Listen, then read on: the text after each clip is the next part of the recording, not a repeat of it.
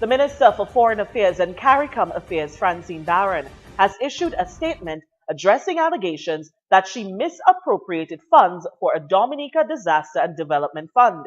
According to Barron, the call for her to be investigated and arrested has prompted her to take action. Over the last several months, there has been a sustained campaign by Lennox Linton, Angelo Allen, Matt Peltier, and others, aided and abetted by Q95, to damage my reputation. They have alleged that I received a check of US $10,000 while in Malaysia for a Dominica Disaster Development Fund, and that I misappropriated those funds for my own use. This is a very serious allegation, which has led to calls by some persons for me to be arrested and investigated by the police. Barron indicated that more thorough research into where the funds were deposited would have proven that the funds went where they were supposed to. I had hoped that common sense would have prevailed and that people would have realized that I could not possibly have cashed a check that was not made out in my name, and further that they would have done even a cursory internet check to verify the existence of the organization referenced on the check, and to contact that organization to determine whether they received those funds. While I was based in the United Kingdom as High Commissioner to Dominica, I was asked to represent the government at a function being held in Malaysia to celebrate Dominica's independence. I arrived in Malaysia on the 2nd, participated in the function on the 3rd, and left the next day to return to London. At that function, I symbolically accepted a check from the KB Foundation made out to the Dominica National Disaster and Development Fund, the DNDDF. This is an amalgamation of a number of Dominican associations in the UK, and it is a registered charity established since 1991.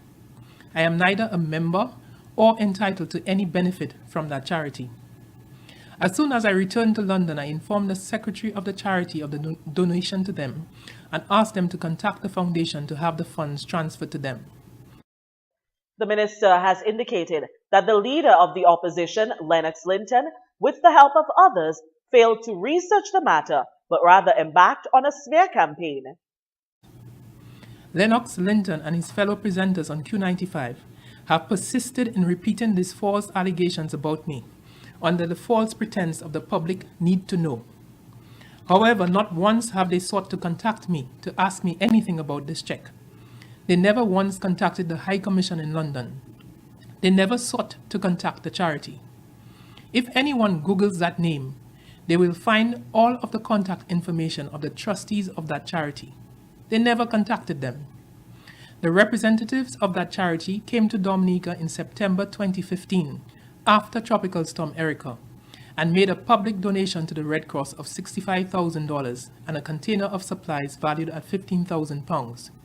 This was reported on the front page of the Chronicle of 9th October 2015. These people who were so interested in what happened to Dominica's money made no attempt to contact the representatives of the charity and ask them one question about that check. You should ask them why, because this is not about telling the truth. It is not about gathering the facts, not for them.